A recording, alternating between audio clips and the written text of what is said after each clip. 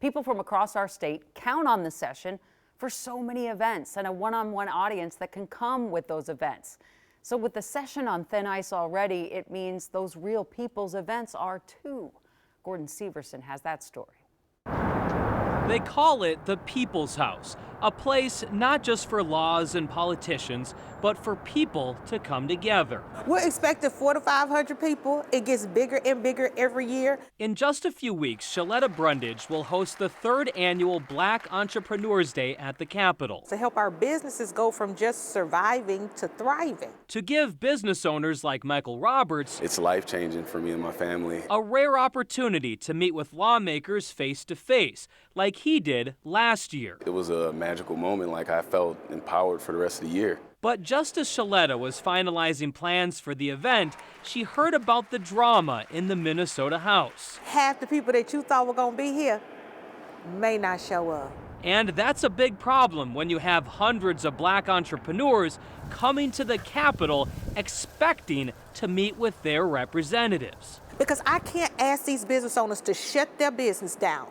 Get on the bus in Rochester, because Rochester got a whole bus coming, and come all the way down here. And then when they get here, tell them, oh, your representative is not available. We've got this thing going on at the Capitol. They are trusting me to have somebody for them to talk to. So Shaletta started making phone calls, looking for representatives and senators who would be willing to step in and meet with entrepreneurs if their representative is unavailable. Tell me the day, I'll clear my calendar. Senator Judy Seeberger, a Democrat, was one of the first to say yes. If it's still kind of a different kind of session, let's do what we can. Come on over to the Senate. Let's talk with other lawmakers. Shaletta also heard a yes from Republican Representative Jim Nash. Minnesotans deserve to have their voices heard and to be represented. He's a fellow business owner and understands the challenges of starting a business. If we are creating too many roadblocks for people to become a small business owner, we're preventing people from living their American dream.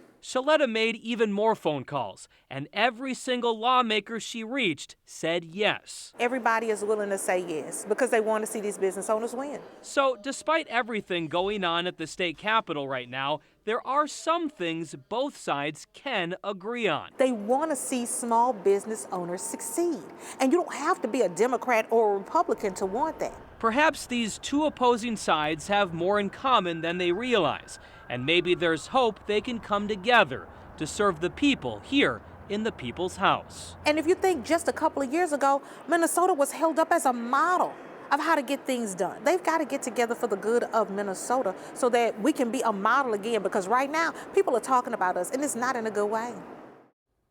And it's not just Black Entrepreneurs Day that could be affected by this current situation at the Capitol. I looked at the event calendar, and there are more than 100 events scheduled at the state Capitol this session, and many of them bring hundreds of Minnesotans to the Capitol so they can meet their lawmakers and share their concerns. So in short, everything politically and everything that matters to some folks for the sessions at stake here. Yeah, for sure. There's so many different issues that these groups come to the Capitol to talk about. There's, healthcare, there's police groups, there's Immigration Day, and, all of them expect to have that one-on-one conversation with their lawmakers when they come to the Capitol. As they should, Gordon. Thank you so much.